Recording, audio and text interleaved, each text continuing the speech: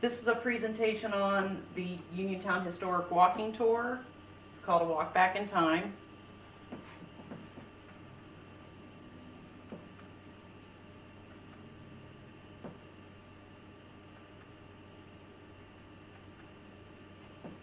So a little bit about me. I was an artist. I'm still an artist. I grew up in Southwest Pennsylvania. I was born in Morgantown, but I was raised in Smithfield, Pennsylvania.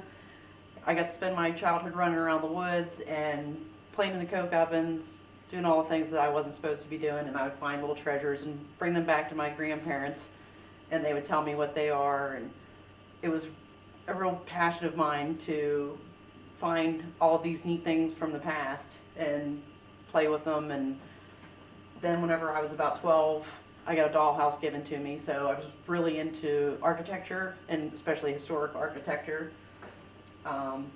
So as I grew up, I always tried to find a place to live that had some history to it.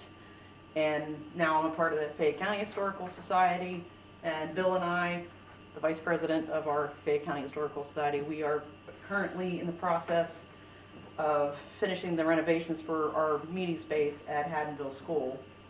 And I'm still building Victorian doll houses, and I'm still building my house, putting it back together and restoring it back to 23, sorry.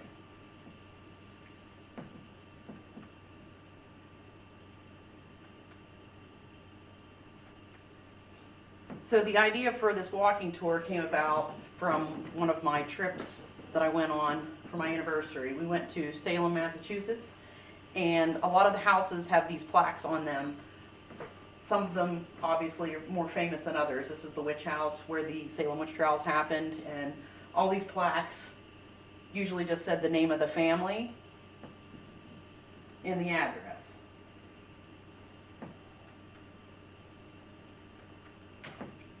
Whoops. And this is an example of the plaques that were on the different homes. But I thought that would be something interesting to bring back to our town in Uniontown, because there's a lot of historic buildings that I didn't know what they were, and I'm in a fortunate position where I can ask people, and there's a lot of people in town that probably don't know how to find this information out. So I came up with this idea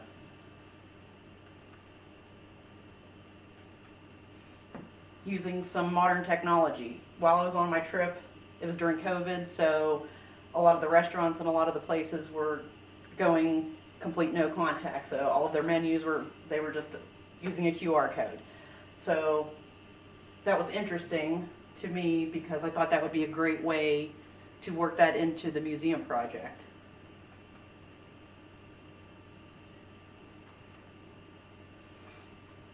A lot of the buildings had some plaques due to the COVID regulations. They weren't giving tours anymore, so they just had plaques outside with some information, and then they had a little QR code that you could go to the website. But it wasn't a broad website, it was just that specific location and that landmark.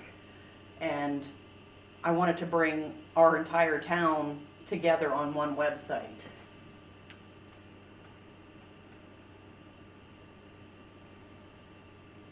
This is of some of the ships at the dock. So I come up with my best ideas in the shower. That's obviously me in the shower. So I thought of a way while I was in the shower one day to make this new technology of the QR codes work with those little plaques and make this walking tour for our town.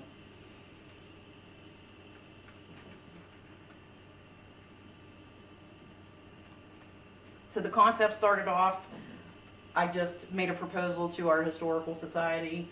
I picked a map of the town, threw a couple landmarks up there that I thought were interesting places that I would like to know more about, and I thought other people would like to know more about as well.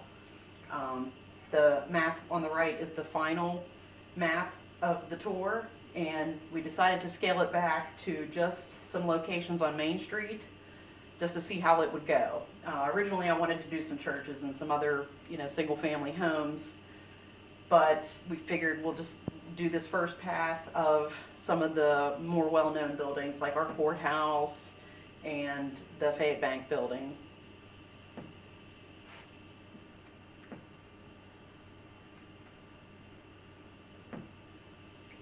These are the buildings that are on the tour: the Barnes Mansion, the Fayette County Courthouse, the Bridge of Sighs, which is attached to the courthouse, Nathaniel Ewing's home, the Dawson Law Building, Gallatin Hotel, the State Theater, the Walker House, Collins Tavern, the Opera House, J.B. Thompson's First National Bank, the Round Corner, the Thompson Ruby Building, the Jennings Hotel, the Strickler and Hess Building, the Titlow Hotel, the White Swan Hotel, and the McCrae Ritchie House.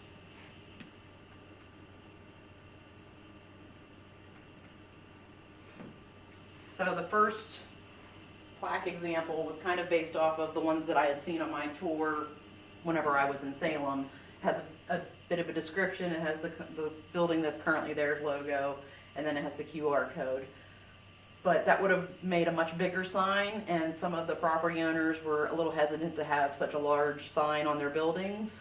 So we ended up going with something a little bit smaller. It's about 8.5 by 5.5 in size, so about this tall, and it has less information, so it kind of forces them to scan this code and go to the website to check out the tour.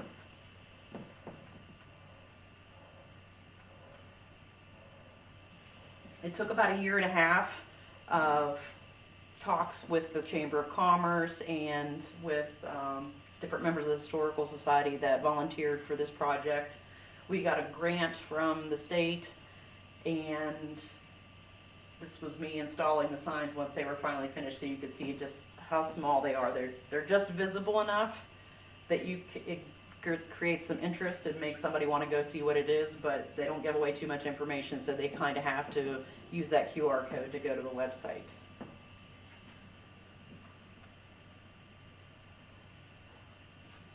Here are some of the buildings that they are currently on.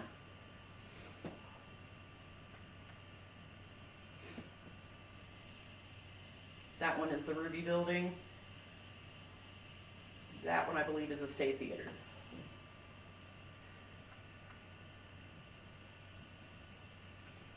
So when you scan the QR code, you are brought to the website's homepage, and it has the beautiful picture taken by a local photographer of our town.